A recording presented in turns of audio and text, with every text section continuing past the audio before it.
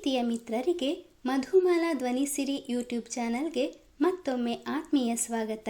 ಕ್ಷಮಯ ಧರಿತ್ರಿ ಸಂಚಿಕೆ 15. ಸುಳಿವೆ ನೀಡದೆ ಮನೆಗೆ ಆಗಮಿಸಿದ್ದ ಗೆಳತಿಯನ್ನು ಕಂಡು ಶಮಾಳಿಗೆ ಆಶ್ಚರ್ಯದೊಂದಿಗೆ ಸಂತೋಷವೂ ಆಗಿತ್ತು. ಅರೆ ಮೈತ್ರಿ, ನೀನ್ ಯಾವಾಗ ಬಂದೆ? ಶಮಾ ಗೆಳತಿಯನ್ನು ಆದರದಿಂದ ಒಳಬರ ಮಾಡಿಕೊಂಡಳು. ಈಗಷ್ಟೇ ಬಂದೆ ಮಾರೈತಿ. ತಾನು ಯಾವ ವಿಷಯವನ್ನು ಕೇಳಿಸಿಕೊಂಡಿಯೇ ಇಲ್ಲ ಎಂಬಂತೆ ನಟಿಸಿದಳು. ನಿಜಕ್ಕೂ ನೀನು ನಮ್ಮ ಮನೆಗೆ ಬರ್ತೀಯಾ ಅಂತ ಅಂದುಕೊಂಡೇ ಇರಲಿಲ್ಲ. ನೀನು ಬಂದದ್ದು ಒಳ್ಳೆಯದಾಯ್ತು. ಬಾ ಒಳಗೆ. ಕೈ ಹಿಡಿದು ಒಳ ಕರೆದುಕೊಂಡು ಹೋಗಿ ಶ್ಯಾಮಲಾರಿಗೆ ಅವಳನ್ನು ಪರಿಚಯಿಸಿದಳು. ಪ್ರತಿಯಾಗಿ ನಮಸ್ಕರಿಸಿದ ಮೈತ್ರಿ ಗೆಳತಿಯ ಮನೆಯನ್ನೆಲ್ಲ ಒಮ್ಮೆ ದಿಟ್ಟಿಸಿದಳು. ಮೇಲ್ನೋಟದಲ್ಲಿಯೇ ಗೆಳತಿಯ ಮನೆಯ ಪರಿಸ್ಥಿತಿ ಅವಳಿಗೆ ಅರಿವಾಗಿತ್ತು. ಮನೆಯ ಬಾಹ್ಯ ನೋಟ ಸುಂದರವಾಗಿದ್ದರೂ ಮನೆಯಲ್ಲಿ ವಾಸಿಸುತ್ತಿರುವ ಜನರ ನಡುವೆ ಹೊಂದಾಣಿಕೆಯೇ ಇಲ್ಲ ಎಂಬುದು ಎದ್ದು ತೋರುತ್ತಿತ್ತು. ಮನೆಯ ತುಂಬಾ ಜನರಿದ್ದರೂ ಒಬ್ಬೊಬ್ಬರು ಒಂದೊಂದು ಮೂಲೆಯಲ್ಲಿ ಅನಾಮಿಕರಂತೆ ಜೀವನ ಕಳೆಯುತ್ತಿದ್ದದ್ದು ಶಮಾಳ ಓದಿನ ವಿಷಯದಲ್ಲಾಗುತ್ತಿದ್ದ ಚರ್ಚೆ ಮೊದಲ ಭೇಟಿಯಲ್ಲಿಯೇ ಮೈತ್ರಿಗೆ ಕಹಿ ಅನುಭವವನ್ನು ನೀಡಿತ್ತು. ಅವಳು ಒಳಗೆ ಬರುತ್ತಿದ್ದಂತೆ ಸೌಜನ್ಯಕ್ಕಾದರೂ ಅವಳನ್ನು ಮಾತನಾಡಿಸದೆ ರಾಜಾರಾಯರು ಹೊರ ನಡೆದಿದ್ದರು. ಅದನ್ನು ಗಮನಿಸಿಯೂ ಗಮನಿಸದಂತಿದ್ದ ಮೈತ್ರಿ ಶ್ಯಾಮಲಾರಿಗೆ ಚಹಾ ಮಾಡುವ ಕಷ್ಟವನ್ನು ಕೊಡದೆ ಗೆಳತಿಯನ್ನು ಕರೆದುಕೊಂಡು ಹೊರಗೆ ಸುತ್ತಾಡಿಕೊಂಡು ಬರುತ್ತೇನೆಂದು ತಿಳಿಸಿ ಹೊರ ನಡೆದಳು.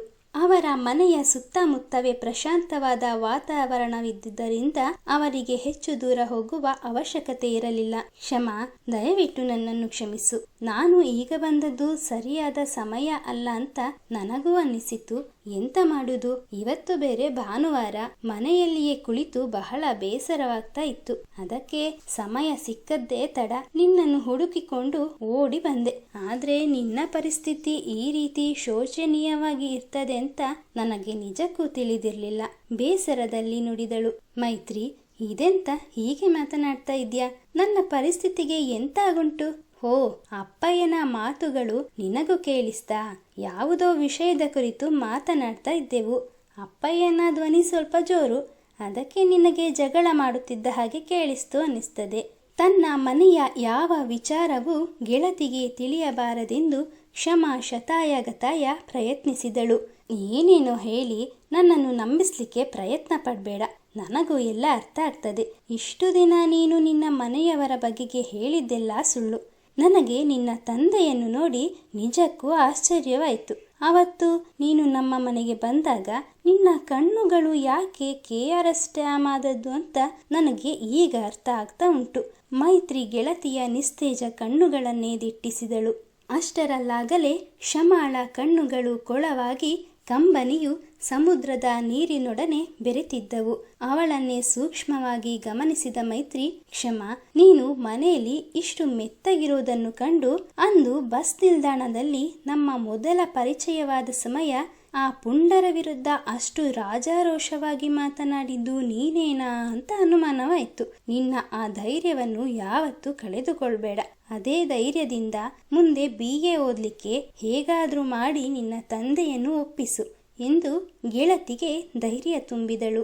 ಮನಸ್ಸಿನಲ್ಲಿ ಎಷ್ಟೇ ನೋವಿದ್ದರೂ ಗೆಳತಿಯೊಂದಿಗೆ ಕಾಲೇಜಿನಲ್ಲಿ ಸಂತೋಷದಿಂದ ಕೆಲವು ಸಮಯ ಕಳೆದು ಮನೆಗೆ ಬರುತ್ತಿದ್ದ ಕ್ಷಮಾಳ ಮನಸ್ಸು ಅದೆಷ್ಟೋ ನಿರಾಳವೆನಿಸುತ್ತಿತ್ತು. ಇಂದು ಅವಳ ಮಾತುಗಳನ್ನು ಕೇಳಿ ತನ್ನ ಓದನ್ನು ಹೇಗಾದರೂ ಮುಂದುವರಿಸಲೇಬೇಕು ಎನಿಸುತ್ತಿದ್ದರೂ ಅಂದೊಮ್ಮೆ ತಾನು ತೀರದ ತಟದಲ್ಲಿ ಸೂರ್ಯ ನಮಸ್ಕಾರ ಮಾಡಿ ಹಿಂದಿರುಗುವಾಗ ಅಮ್ಮ ನನ್ನ ಕಾವಲು ನಿಂತಿದ್ದಾಳೆಂದು ತಿಳಿದು ಅಪ್ಪಯ್ಯ ಅಮ್ಮನಿಗೆ ಥಳಿಸಿದ ಘಟನೆ ಕಣ್ಮುಂದೆ ಬಂದಂತಾಗಿ ಒಮ್ಮೆಲೆ ನಡುಗಿದಳು. ಇಲ್ಲ ಮೈತ್ರಿ, ನಾನು ತೀರಾ ಹಠ ಮಾಡಿ ಪುನಃ ನನ್ನ ಅಮ್ಮನನ್ನು ಸಂಕಷ್ಟಕ್ಕೆ ತಳ್ಳಲಾರೆ. ಕ್ಷಮಾ, ನನಗೆ ನಿನ್ನ ಮನೆಯ ಪರಿಸ್ಥಿತಿಯ ಬಗೆಗೆ ಏನೇನೂ ಅರಿವಿರಲಿಲ್ಲ. ನೀನೇ ಹೇಳಿದಂತೆ ನಿನ್ನ ಚಿಕ್ಕಮ್ಮ ನಿನ್ನನ್ನು ಹೆತ್ತ ತಾಯಿಯಂತೆ ಪ್ರೀತಿಸ್ತಾ ಇದ್ದಾರೆ. ನಿನ್ನನ್ನು ಇಷ್ಟರವರೆಗೂ ಓದಿಸಲು ಅವರು ಪಟ್ಟ ಪಾಡು ವ್ಯರ್ಥವಾಗಬಾರದು. ಈ ಬಾರಿ ನೀನೇ ನಿನ್ನ ತಂದೆಯ ಬಳಿ ಒಮ್ಮೆ ಮಾತನಾಡಿ ಒಪ್ಪಿಸಲು ಪ್ರಯತ್ನಿಸು ಎಂದ ಗೆಳತಿಯ ಮಾತುಗಳು ಕ್ಷಮಾಳಿಗೆ ಸ್ವಲ್ಪ ಮಟ್ಟಿಗೆ ಸಮಾಧಾನ ತಂದುಕೊಟ್ಟವು. ಮನೆಯ ಜಂಜಾಟದ ನಡುವೆ ಮುಂದೆ ಓದುವುದೇ ಬೇಡವೆಂದು ನಿರ್ಧರಿಸಿಕೊಂಡಿದ್ದ ಅವಳಿಗೆ ಗೆಳತಿಯ ಮಾತುಗಳು ಓದನ್ನು ಮುಂದುವರಿಸುವಂತೆ ಪ್ರೇರೇಪಿಸಿದವು. ಹೇಗಾದರೂ ಮಾಡಿ ಅಪ್ಪನನ್ನು ಒಪ್ಪಿಸುತ್ತೇನೆ ಎಂದು ಮನದಲ್ಲಿಯೇ ದೃಢ ಸಂಕಲ್ಪ ಮಾಡಿಕೊಂಡಳು. ಮೈತ್ರಿ, ನಿನ್ನ ಮಾತಿನಿಂದ ನನ್ನ ಮನಸ್ಸು ಎಷ್ಟೋ ನಿರಾಳವೆನಿಸ್ತು. ನಾನು ಅಪ್ಪಯ್ಯನನ್ನು ಒಪ್ಪಿಸ್ಲಿಕ್ಕೆ ಸಾಧ್ಯವಾದಷ್ಟು ಪ್ರಯತ್ನಿಸ್ತೇನೆ. ನೀನು ಮೊದಲ ಬಾರಿಗೆ ನಮ್ಮ ಮನೆಗೆ ಬರ್ತಾ ಇದ್ದೀಯಾ? ಬಾ, ಮನೆಗೆ ಹೋಗೋಣ, ಏನಾದ್ರೂ ತಿನ್ನುವಂತೆ. ಎಷ್ಟೇ ಒತ್ತಾಯ ಮಾಡಿದರೂ ಅವಳ ಒತ್ತಾಯಕ್ಕೆ ಮಣಿಯದ ಮೈತ್ರಿ, ದಯವಿಟ್ಟು ಕ್ಷಮಿಸು ಕ್ಷಮ, ಈಗಾಗಲೇ ಬಹಳ ಹೊತ್ತಾಗಿದೆ. ನಿನಗೆ ಗೊತ್ತಿದೆಯಲ್ಲ, ನಾನು ಮನೆಗೆ ತಡವಾಗಿ ಹೋದರೆ ಮನೆಯವರೆಲ್ಲ ಎಷ್ಟೊಂದು ಆತಂಕ ಪಡ್ತಾರೆ ಅಂತ ಎಂದವಳು. ಛೇ ಕ್ಷಮ ನನ್ನ ಕುಟುಂಬದಲ್ಲಿ ಇರುವ ಸಾಮರಸ್ಯವನ್ನು ತನ್ನ ಕುಟುಂಬಕ್ಕೆ ತುಲನೆ ಮಾಡಿಕೊಂಡು ಆ ಸಂತೋಷ ಸಂಭ್ರಮ ನಮ್ಮ ಮನೆಯಲ್ಲಿ ಇಲ್ಲವಾಯಿತಲ್ಲ ಅಂತ ಮೊದಲೇ ಬೇಸರ ಮಾಡಿಕೊಂಡಿರುವಾಗ ತಾನೀಗೆ ಹೇಳಬಾರದಿತ್ತೇನೋ ಎಂದು ಮನದಲ್ಲೇ ನೊಂದುಕೊಂಡಳು. ಹೌದಲ್ಲವಾ, ನಾನು ಮರೆತಿದ್ದೆ, ನೀನಿನ್ನು ಹೊರಡು, ಸಮಯ ಸಿಕ್ಕಾಗ ಬರುತ್ತಲೇ ಇರಬೇಕು, ನಾನು ಕೂಡ ಸಮಯವಾದಾಗ ಬರ್ತೇನೆ ಎನ್ನುತ್ತಾ ಕ್ಷಮ ತನ್ನ ಬಾಡಿ ಹೋದ ಮುಖದ ಮೇಲೆ ಬಲವಂತವಾಗಿ ನಗು ತರಿಸಿಕೊಳ್ಳಲು ಪ್ರಯತ್ನಿಸಿದಳು.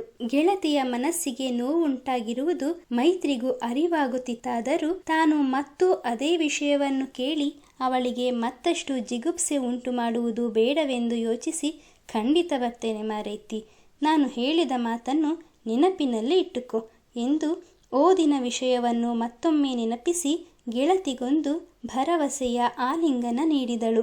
ಗೆಳತಿಯನ್ನು ಬಹಳ ದೂರದವರೆಗೂ ಕಳುಹಿಸಿಕೊಟ್ಟು ಕ್ಷಮ ಕತ್ತಲಾಗುವ ಮುನ್ನವೇ ಮನೆ ಸೇರಲೆಂದು ಮನೆಯತ್ತ ವೇಗವಾಗಿ ಹೆಜ್ಜೆ ಹಾಕಿದಳು. ಇಲ್ಲ, ಈ ಬಾರಿ ಖುದ್ದು ನಾನೇ ಅಪ್ಪಯ್ಯನ ಬಳಿ ಮಾತನಾಡಿ ಅವರನ್ನು ಒಪ್ಪಿಸ್ತೇನೆ. ಅದಕ್ಕಿಂತ ಮೊದಲು ನನ್ನ ದ್ವಿತೀಯ PUCಯ ಫಲಿತಾಂಶ ಬರಬೇಕು, ನಂತರ ಇದರ ಬಗ್ಗೆ ಮಾತನಾಡಿದರಾಯ್ತು. ಮನಸ್ಸಿನಲ್ಲಿಯೇ ಲೆಕ್ಕಾಚಾರ ಹಾಕಿಕೊಂಡು ಮನೆ ಸೇರಿದಳು. ಮೊದಲೇ ಎಣಿಸಿದಂತೆ ದ್ವಿತೀಯ PUC ಪರೀಕ್ಷೆಯಲ್ಲಿ ಹೆಚ್ಚು ಅಂಕಗಳನ್ನು ಪಡೆದುಕೊಂಡ ಕ್ಷಮ ತರಗತಿಗೆ ಮೊದಲಿಗಳಾದಳು. ಅದರೊಂದಿಗೆ ಅವಳ ಓದುವ ಹಂಬಲವು ಮೊದಲಿಗಿಂತ ಹೆಚ್ಚಾಯಿತು. ಅಪ್ಪಯ್ಯನ ಬಳಿ ಮಾತನಾಡಿ ಹೇಗಾದರೂ ಅವರನ್ನು ಒಪ್ಪಿಸಲೇಬೇಕೆಂಬ ಉತ್ಕಟ ಹಂಬಲದಲ್ಲಿ ರಾಯರ ಮುಂದೆ ನಿಂತಾಗ ಅವರ ಗಡಸು ಮುಖವನ್ನು ನೋಡುತ್ತಲೇ ಅವಳಲ್ಲಿದ್ದ ಧೈರ್ಯವೆಲ್ಲ ಝರ್ರನೆ ಜಾರಿತು. ಎಂದಿನಂತೆ ಈಗಲೂ ಸಹ ಅವಳ ಸಹಾಯಕ್ಕೆ ನಿಂತವರು ಶ್ಯಾಮಲಾ. ಗಂಡನಿಂದ ಯಾವ ಉತ್ತರ ಬರಬಹುದೆಂದು ತಿಳಿದಿದ್ದರೂ ಮಗಳನ್ನು BA ಓದಿಸಲೇಬೇಕೆಂದು ದುಂಬಲುಬಿದ್ದರು. ಕ್ಷಮಾಳ ಓದಿಗಾಗಿ ಇಷ್ಟು ವರುಷಗಳಲ್ಲಿ ಬಿಡಿಗಾಸನ್ನೂ ಖರ್ಚು ಮಾಡಿರದ ರಾಜಾರಾಯರಿಗೆ ಈಗಲೂ ಸಹ ಅವಳ ವಿಷಯದಲ್ಲಿ ಆಸಕ್ತಿ ಇರದಿದ್ದರೂ ಹೆಂಡತಿಯ ಮಾತಿಗೆ ಮರು ಮಾತನಾಡಲಾಗದೆ ಆಕೆಯ ಕಾಟದಿಂದ ಮೊದಲು ತಪ್ಪಿಸಿಕೊಂಡರೆ ಸಾಕು ಎನ್ನುವ ಮನಸ್ಥಿತಿಯಲ್ಲಿದ್ದವರು ಸರಿ ಎಂದು ತಮ್ಮ ಒಪ್ಪಿಗೆ ಸೂಚಿಸಿದರು. ಇತ್ತ ಎಲ್ಲ ಸೌಕರ್ಯಗಳು ಇದ್ದು ಓದಿನಲ್ಲಿ ಹಿಂದುಳಿದಿದ್ದ ದೀಪಕ್ ಹಾಗೂ ಅಮೃತ ಮನೆಯವರ ಒತ್ತಾಯಕ್ಕೆ ಶಾಲೆಗೆ ತೆರಳಿ ಹಾಗೋ ಹೀಗೋ ದಿನಗಳನ್ನು ಮುಂದೂಡುತ್ತಿದ್ದರು. 3 ವರ್ಷದ BA ವ್ಯಾಸಂಗವನ್ನು ಸುಸೂತ್ರವಾಗಿ ಮುಗಿಸಿ MA ಪದವಿ ಕಟ್ಟಲು ಸಿದ್ಧಳಾಗುತ್ತಿದ್ದ ಕ್ಷಮಾಳಿಗೆ ಆ ಒಂದು ಘಟನೆ ಅವಳ ಆಸೆಗೆ ತಣ್ಣೀರೆರಚುವಂತೆ ಮಾಡಿತು. ಅದು ಕ್ಷಮಾಳ ಜೀವನದ ಗತಿಯನ್ನೇ ಬದಲಾಯಿಸುವ ಕರಾಳ ರಾತ್ರಿ ಎಂದು ಕ್ಷಮಾಳಿಗಾಗಲಿ ಮನೆಯವರಿಗಾಗಲಿ ಕಿಂಚಿತ್ತೂ ಅರಿವಿರಲಿಲ್ಲ.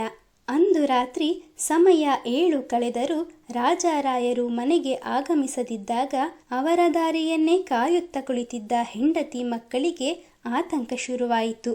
ಧಬ್ ಧಬ್ ಬಾಗಿಲು ಬಡಿದ ಸದ್ದಿಗೆ ಅಪ್ಪನೇ ಬಂದಿರಬಹುದೆಂದು ಊಹಿಸಿ ಬಾಗಿಲು ತೆರೆದ ಕ್ಷಮಾಳಿಗೆ ಬಾಗಿಲ ಬಳಿಯಲ್ಲಿ ನಿಂತು ಏದುಸಿರು ಬಿಡುತ್ತಿದ್ದ ನೆರೆಮನೆಯ ನಂಜುಂಡಯ್ಯನವರನ್ನು ಕಂಡು ಆಶ್ಚರ್ಯವಾಯಿತು. ಅವಳು ಏನನ್ನೋ ಪ್ರಶ್ನಿಸುವ ಮುನ್ನವೇ ಶ್ಯಾಮಲಕ್ಕ ಮನೆಯಲ್ಲಿಯೇ ಇದ್ದಾರೆ ತಾನೆ, ಬೇಗ ಹೊರಡು ಮಗಳೇ, ಅನಾಹುತ ಆಗುಂಟು ಎಂದು ಅವಸರಿಸಿದರು. ಏನಾಯ್ತು ಅಣ್ಣ, ಯಾಕಿಷ್ಟು ಗಾಬರಿಯಾಗಿದ್ದೀರಾ? ಇವರಿನ್ನೂ ಮನೆಗೆ ಬಂದಿಲ್ಲ, ಎಲ್ಲಿಗೆ ಹೋಗಿದಾರೋ ಅದು ಕೂಡ ತಿಳಿದಿಲ್ಲ, ನಿಮ್ಗೇನಾದ್ರೂ ಗೊತ್ತಿದ್ಯಾ? ನಂಜುಂಡಯ್ಯನವರ ಧ್ವನಿ ಕೇಳಿ ಗಾಬರಿಯಿಂದ ಹೊರಬಂದ ಶ್ಯಾಮಲಾರಿಗೆ ನಂಜುಂಡಯ್ಯನವರ ವ್ಯೂಹಲಗೊಂಡ ಮುಖವನ್ನು ನೋಡುತ್ತಲೇ ಏನೋ ಆಗಬಾರದ್ದು ಆಗಿದೆ ಎಂಬುದು ಸ್ಪಷ್ಟವಾಯಿತು.